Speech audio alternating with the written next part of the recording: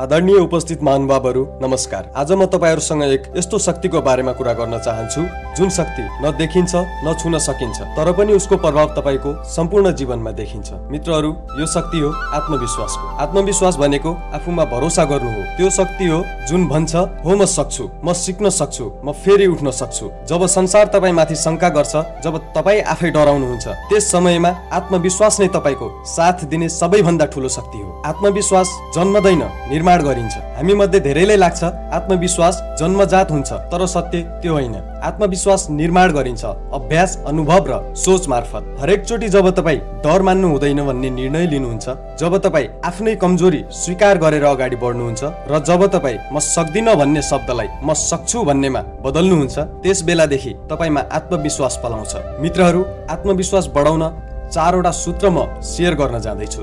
पहिलो, आफूले प्राप्त गरेका साना सफलताहरूमा खुसी मनाउनुहोस्। जब तपाईँ साना लक्ष्यहरू पूरा गर्नुहुन्छ, त्यसमा खुसी हुन सिक्नुहोस्। यिनै साना विजयहरूले ठूला सफलताको ढोका खोल्नेछन्। दोस्रो, नकारात्मक सोचबाट टाढा रहनुहोस्। आत्मविश्वासलाई मार्ने सबैभन्दा ठूलो हतियार हो म सक्छु कि सक्दैन भन्ने डर। त्यसको साटो भन्नुहोस् कि म प्रयास गर्छु, म सुधार्छु। तेस्रो, शारीरिक भाषा सुधार्नुहोस्। सिधा उभिनुहोस्, आँखामा आँखा मिलाएर बोल्नुहोस् र मुस्कुराउनुहोस्। शरीरको हावभावले पनि तपाईको आत्मविश्वास झल्काउँछ। चौथो, तुलना नगर्नुहोस्। अरूसँग तुलना गर्दा आफ्नो आत्मविश्वास घट्छ।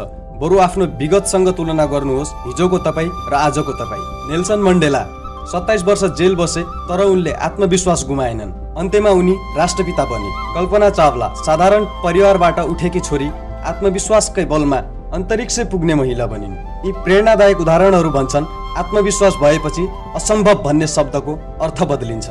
आत्मविश्वास हराउनु सामान्य कुरा हो, तर त्यति बेला तपाईले आफैलाई सम्झनु पर्छ, मैले अघिल्लो पटक पनि सकेको थिएँ, यो पटक पनि सक्छु। आफैलाई भन्नुहोस् कि म फेल भएको हो, तर त्यो मेरो अन्त्य होइन। भुल गर्न डराउनु हुँदैन, सुधार नगर्नु हुँदैन। सबैभन्दा ठूलो पराजय भनेको प्रयास नगर्नु हो। हरेक बिहान ऐनामा हेरेर आफैलाई भन्नुहोस्, म सक्षम छु, म सिक्न चाहन्छु, आज म आफूलाई हिजोभन्दा राम्रो बनाउने छु। यस्ता शब्दहरूले आत्मबल बढाउँछ।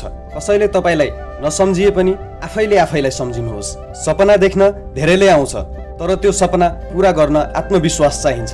तपाईको यात्रामा अप्ठ्याराहरू आउनेछन्, तर आत्मविश्वास भनेको त्यो बत्ती हो जसले तपाईलाई अन्धकारमा पनि बाटो देखाउनेछ।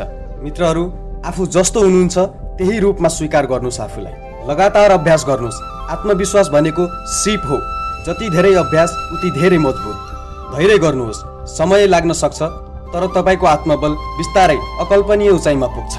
आजदेखि तपाईले आत्मविश्वासलाई आफ्नो साथी बनाउनुहोस्। नडराउनुहोस्, पछि नहट्नुहोस्। आफ्नो काममा विश्वास राख्नुहोस्, किनकि तपाई साधारण हुनुहुन्न, तपाई हार्न होइन, चम्किन जन्मिनु भएको हो। धन्यवाद।